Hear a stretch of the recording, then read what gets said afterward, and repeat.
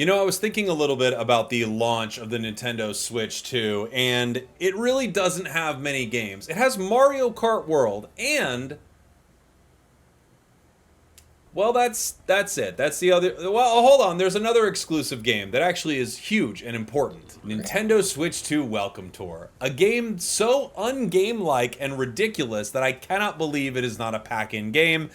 I've talked about this game too much, but holy. We can say really the only exclusive launch title for the Switch 2 is Mario Kart World. And, you know, I was trying to think, how bad of a launch was this compared to other gaming systems in the past? And as I look back on it, I really do think the launch lineup for games has been so underwhelming for so long, and there's a huge reason behind this, of course. It is backwards compatibility. Video game consoles used to have something. They needed to have something that they launched with. Even the SNES had 5 games that it launched with. But now, with backwards compatibility, so many new consoles launch with almost nothing new or exclusive for the players. They're a $500 console, and they really don't have anything to write home about. In fact, it really only is around the era of PS2, Dreamcast, stuff like this, where I feel like the launch titles for a console are actually somewhat decent. Like, if I look at the Dreamcast launch title, which, by the way, I loved the Dreamcast. If I look at the Dreamcast launch titles, it's actually pretty solid. They had Soul Calibur, Power Stone, 2K Football, Trick Style, Hydro Thunder, Ready to Rumble, NFL Blitz, a lot of football games, Sonic Adventure, Monaco Grand Prix, House of the Dead 2, and more.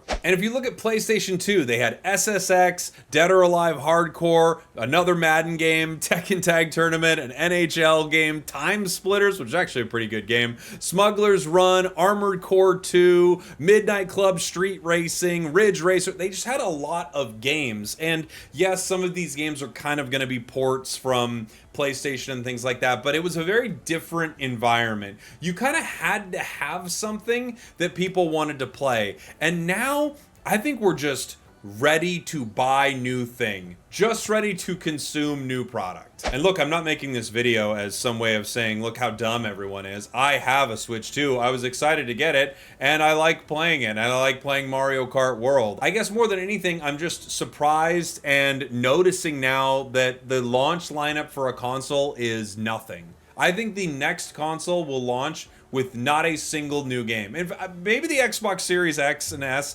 already did this, but I think we're just heading to a place where it's going to be like a phone release. It's not that you get a new iPhone and you're like, now I can finally play new iPhone thing. Like, even 90% of the features on the new iPhone, like, I got this new phone and they're like, it's gonna have AI, it's gonna change your life. It doesn't do anything. It's like the exact same phone. It's just not getting all hot all the time because it's not old anymore and they're like bricking it on purpose or something.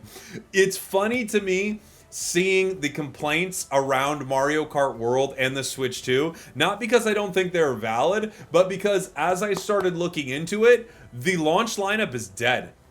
It's fully dead. And for sure, if there was ever going to be a nail in the coffin, it is what Nintendo did with the Switch 2. The Switch 2, without a strong launch lineup, to be fair, Mario Kart's a crazy good game.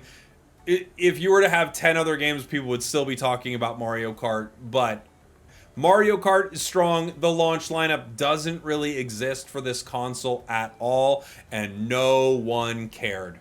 We were breaking every website. We were like refreshing Best Buy, throwing it on our Target cart. Target kept pulling it out of our cart. We kept putting it back in our cart. We didn't get it from Target at the end. I stood outside of a GameStop for it. There were lines around all of these stores for people picking up a Switch 2, and there was no launch lineup to speak of. Yes, there was Mario Kart. There was Donkey Kong on the horizon, which actually looks incredibly sick. And if you are a fan of first-party Nintendo games, there's really no other game in town. Quite literally, you can't get these anywhere else. You can't play these anywhere else. So they have created a console that you have to buy. And I think even without a strong launch lineup from Sony or from Microsoft, we're going to continue to see this moving forward. I wouldn't be surprised if we don't have a launch title for the next PlayStation. Again, maybe a singular game for the next PlayStation, and everything else is, look how amazing this new thing plays all of your favorite PlayStation 5 titles.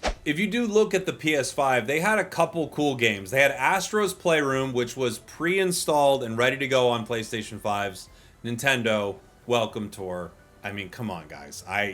Astrobot's Playroom is actually a really good game. It had Demon Souls, which is exclusive. That was like an exclusive remake, I guess, for it. And then we had Marvel's Spider-Man, Miles Morales, and Sackboy, both of which could be on PS4. And then we had, of course, a lot of other games that were also on PlayStation 4. So I guess the only thing was a remake of a PS3 game, which was pretty good. I mean, Demon Souls was really good. It looked amazing on PS5. We had a remake of a PS3 game, and we had a pack-in game called Astro's Playroom. That was the launch lineup for PlayStation 5.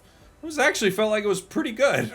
But going further back, I guess this is not that unusual. The GameCube launched in Japan with just 3 games: Luigi's Mansion, Super Monkey Ball, and Wave Race Blue Storm. And I think Super Monkey Ball kind of like stood the test of time a little bit, but not too much else. When the console came to the United States, they added All-Star Baseball 2002, Batman Vengeance, Crazy Taxi, Dave Mirra Freestyle BMX 2, because 1 wasn't enough, Disney's Tarzan Untamed, Madden NFL 2000, NHL Hits 2002, Star Wars Rogue Squadron 2, Rogue Leader. I loved those games, by the way. And Tony Hawk's Pro Skater 3, a game that was obviously available on other consoles. So I guess the whole point of this video is, yes, the Switch 2's launch lineup is bad, but I guess launch lineups have been really bad for a long time. Like, I kind of forgave Microsoft with the original Xbox just because Halo was so unbelievably good. But imagine if Halo wasn't that good, or it wasn't like, what would they have had on that? And now that we're looking at the Switch 2, I do think we just have to acknowledge that the future of gaming and the future of launch lineups around these games is going to be nothing. It's nothing. We got a game coming in July or August. Something's happening in November, I bet. You know, that's what's going to be the launch lineups for all of these new consoles. And given how the public reacted to the Nintendo Switch 2 and its massive sales, 3 million units in like 41 minutes or something like that. I exaggerate for fun, but you get the idea. I do think the launch lineup is fully dead. And maybe Nintendo killed it, but you know what? I think everybody took a stab. This was Julius Caesar out here with the launch. Like, Nintendo's coming in, Sony's walking up and adding a shiv. Like, everyone is trying to destroy the launch lineup. And now that you have all this backwards compatibility, I don't think we will ever see a strong launch lineup for a console ever. Maybe that time has already passed, and it's just me noticing that, holy, launch lineups are gone. Thank you all for watching. Thank you for listening. I love you, and I will see you all next time. We did it.